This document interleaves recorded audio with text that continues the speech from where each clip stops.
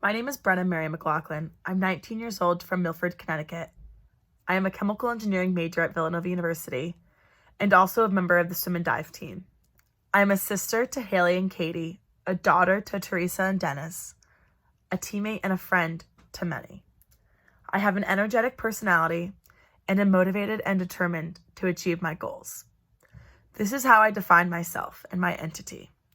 It is through my eyes and this lens that I see the world. My daily routine consists of the same activities day after day.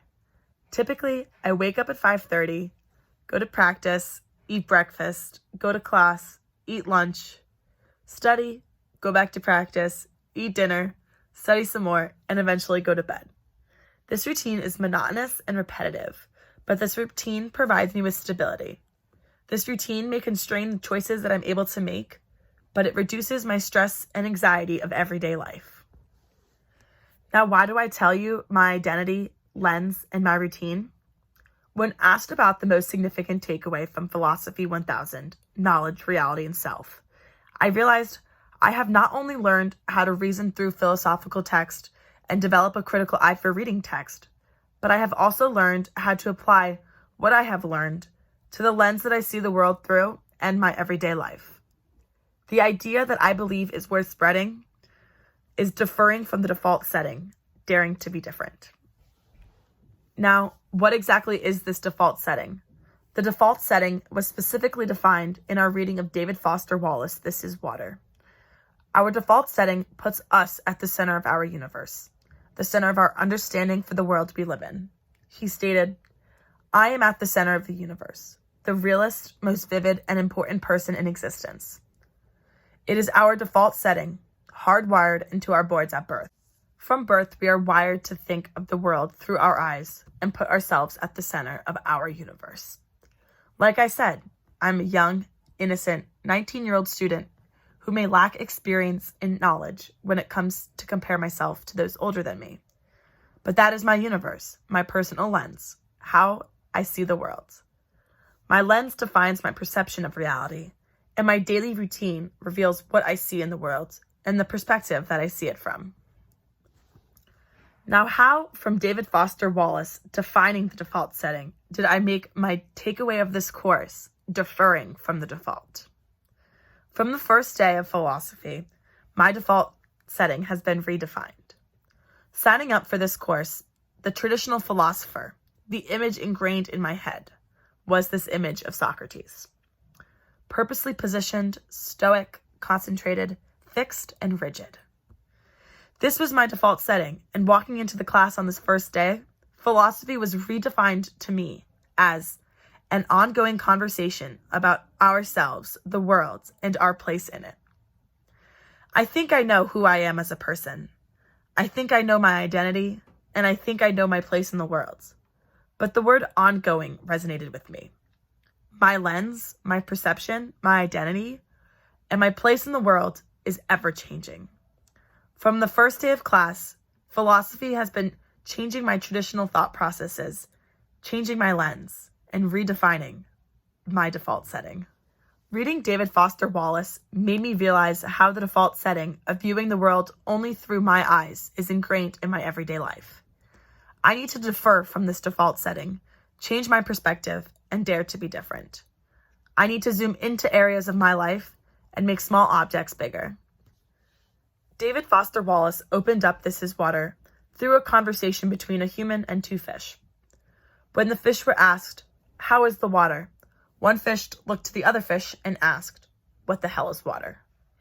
Water through the lens of a fish is like air through the lens of humans.